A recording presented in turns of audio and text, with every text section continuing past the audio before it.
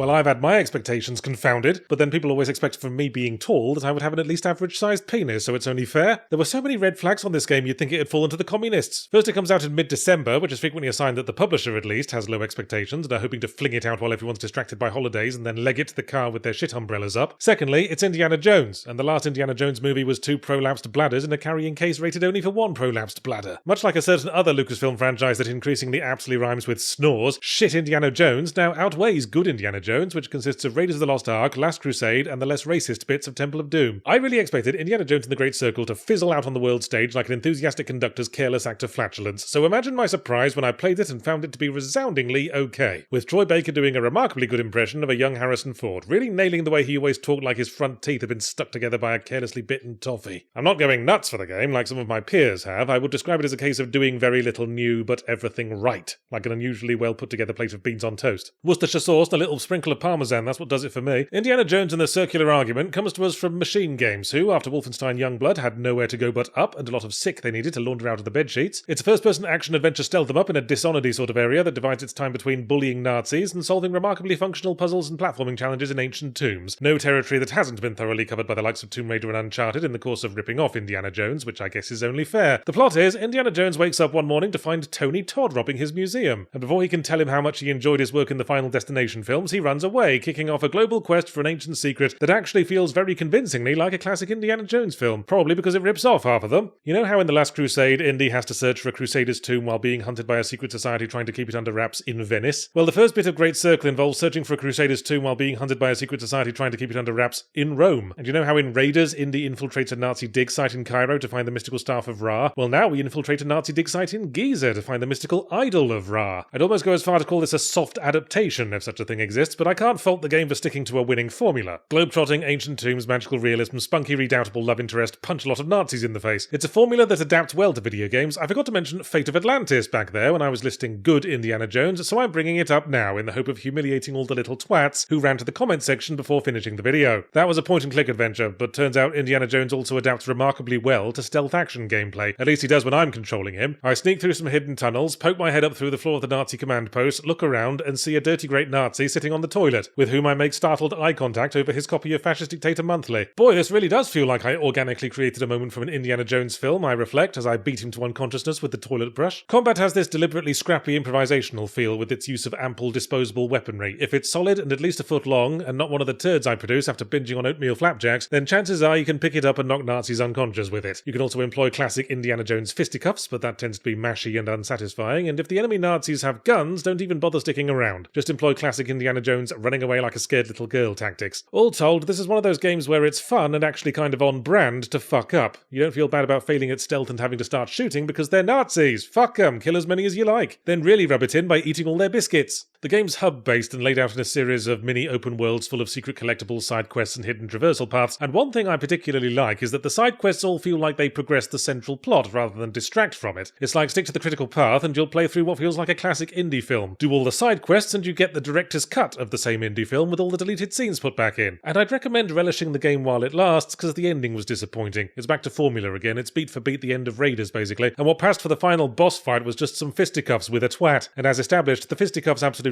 aren't the game's strong point, especially when the twat has a bunch of new moves that changes the rules we've gotten used to. Would have been far more representative of the gameplay experience up to that point if the final showdown had taken the form of a desperate toilet brush fencing contest. In fact, now that I'm talking about it, Indiana Jones and the Circling of the Drain is a game with a great first act, but which struggles to keep the bar at that level, like a Cornish pasty where all the meat's been packed down one end. The first hub area in the Vatican is fucking great, full of things to do and see and secret paths I'd just be exploring randomly, trying not to make eye contact with Italian fascists, pass through a door, and wham, I'm in the actual Sistine fucking chapel. I've been tricked into learning something. The rest of the game's fine. The set pieces are PC, the evil Nazis are evil, the spunky redoubtable love interest is veritably brimming with redoubtable spunk, and Indy himself chews on his toffees with utmost consistency, but while the other hub areas, such as Square Mile of Desert and Square Mile of Jungle, merely do the job, the Vatican does the job, stays late after closing time, and leaves little hypoallergenic gift baskets on everybody's desks. Not that the rest of the game lacks for highlights, it's just, well, let's go back to turd analogies. Starts out with a transcendently satisfying initial release you've been holding in for the last 2 hours, then most of the rest of it is a business-like going through of the motions, as it were, with some little flare-ups of satisfaction as you tackle stubborn bits, and some pain right at the very end when you remember that morning you accidentally swallowed a horse chestnut.